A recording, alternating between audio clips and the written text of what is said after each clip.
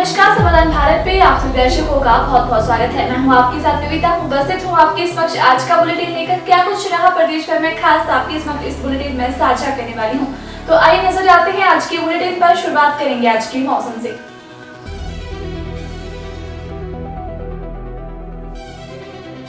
हिमाचल में 4 जिलों में अंधड़ और बारिश का अलर्ट। अगले 5 दिनों में मानसून बदलेगा मौसम।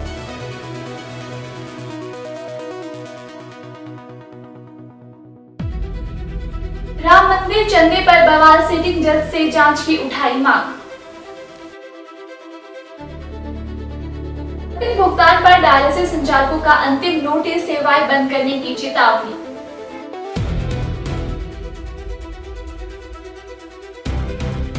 आईएचएम के विशेषज्ञों ने हमीरपुर की कैदियों को सिखाए कुकिंग के गुर।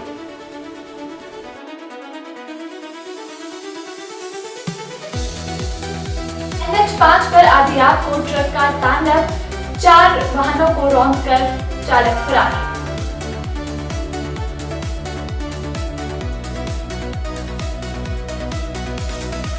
सूत्रों मांग को लेकर मेडिकल कर्मचारियों का प्रदेश सरकार के खिलाफ प्रदर्शन।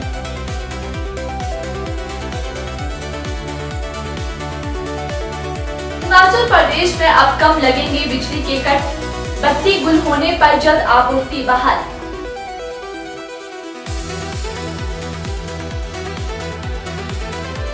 हिमाचल में कड़ी सुरक्षा के बीच सफल हुई नीट यूजी 2026 की परीक्षा।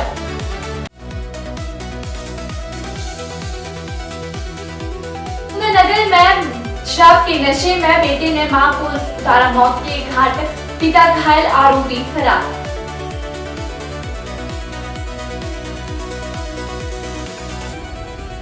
हिमाचल की पंचायतों में लाखों की वित्तीय गड़बड़ी, ऑडिट में शिमला। अब खबरें विस्तार से।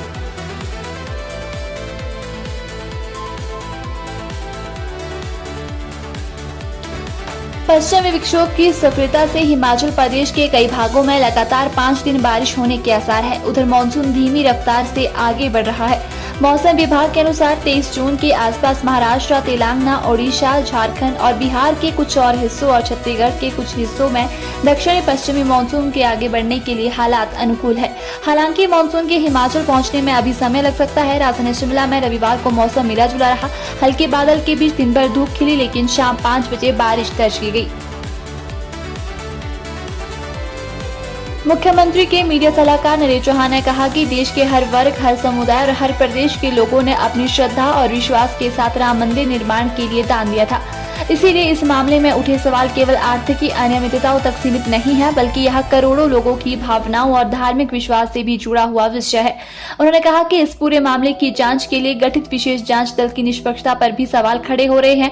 यदि सरकार वास्तव में सच्चाई सामने लाना चाहती है तो जांच किसी सिटिंग जज की निगरानी में करवाई जानी चाहिए, ताकि जांच प्रक्रिया पर किसी प्रकार का संदेह न रहे और जनता का विश्वास कायम रहे।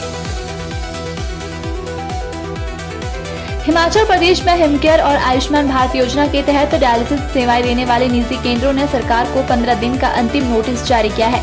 संचालकों का कहना है कि पिछले 3 वर्षों से सेवाएं देने के बाद उनका करोड़ों रुपए का भुगतान लंबित है, जिससे कर्मचारियों के वेतन, बैंक ऋण, दवाइयों की खरीद, बिजली बिल और डायलिसिस मशीनों की रखरखाव जैसे जरूरी खर्च उठाना मुश्किल हो गया है। उन्होंने चेतावनी दी कि यदि 15 दिनों के भीतर बकाया राशि का भुगतान नहीं किया गया तो वे हिमकेयर और आयुष्मान भारत योजनाओं के तहत डायलिसिस सेवाएं अस्थायी रूप से बंद करने के साथ साथ कानूनी कार्रवाई का रास्ता अपनाने को मजबूर होंगे।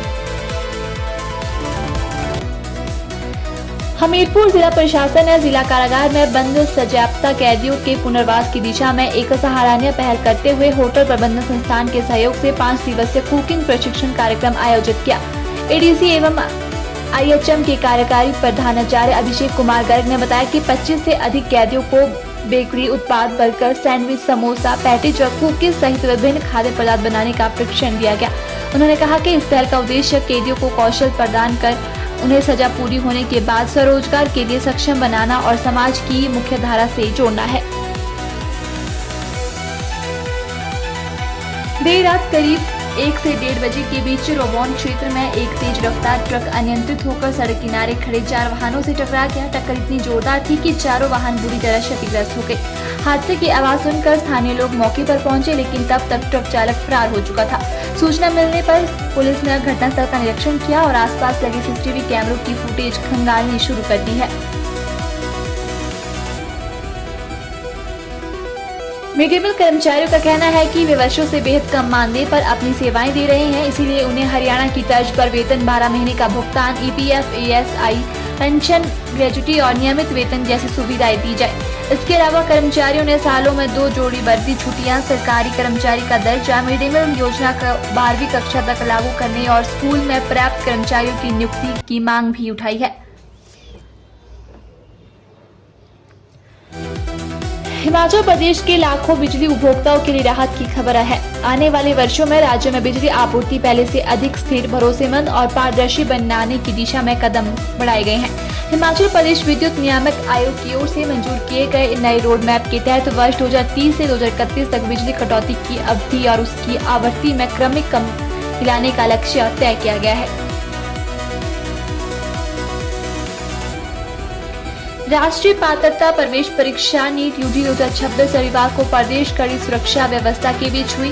जिलों में बनाए परीक्षा केंद्रों पर 14,163 अभ्यर्थी ने परीक्षा दी। शिमला में 9 परीक्षा केंद्रों पर परीक्षा हुई। यहाँ 3,302 अभ्यर्थी ने परीक्षा दी, जबकि 507 अभ्यर्थी अनुपस्थित रहे।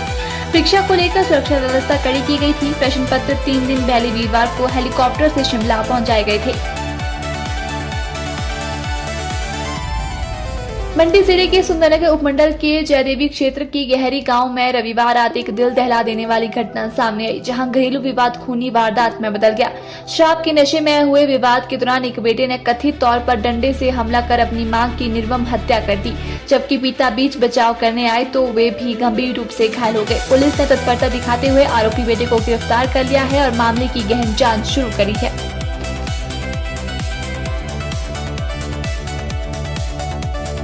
हिमाचल प्रदेश के पंचायतों में वर्ष 2024 और 25 के ऑडिट में गंभीर वित्तीय अनियमितताएं सामने आई है। शिमला, बिलासपुर और सिरमौर जिलों की पंचायतों में लाखों रुपए के अनुदान का उपयोग, अनियमित भुगतान और दस्तावेजों में खामियां पाई गई है। कहीं बगैर टेंडर के भारी खरीद कर दी गई तो कहीं अनुदान का उपयोग ही नहीं हुआ। इतना ही, ऐसे ही तमाम खबरों को जानने के लिए जुड़े रहे समाधान भारत के साथ। तब तक के लिए धन्यवाद।